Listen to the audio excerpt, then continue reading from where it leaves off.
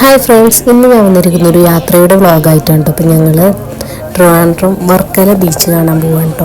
ശരിക്കും തിരുവനന്തപുരത്തേക്കാണ് പോണത്, പക്ഷേ ഇന്ന് എത്തുമ്പോൾ ഒരുപാട് ലേറ്റ് ആവും. അപ്പോൾ ഞങ്ങൾ വർക്കലയിൽ സ്റ്റേ ചെയ്തിട്ട് പിറ്റേന്നാണ് ട്രിവാൻഡ്രത്തേക്ക് പോകുന്നത്.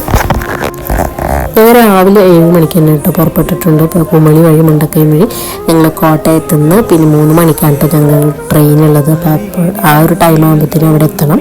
അപ്പോൾ അതിനുവേണ്ടി രാവിലെ തന്നെ ഞങ്ങൾ പുറപ്പെട്ടിട്ടുണ്ട്. ഹൈ റേഞ്ച് ഇറങ്ങണതിൻ്റെ ഉള്ളിൽ ഞങ്ങൾക്ക് നല്ല മഴ കിട്ടി, നല്ല മഴയും കോടമഞ്ഞൊക്കെ കിട്ടുന്നുണ്ടായിരുന്നു കേട്ടോ.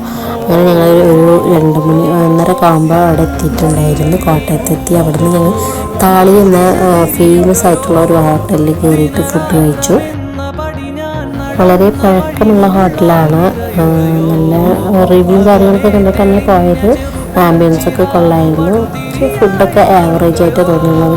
ഞങ്ങൾ ഓട്ടോ വിളിച്ച് നേരെ റെയിൽവേ സ്റ്റേഷനിൽ കിട്ടും.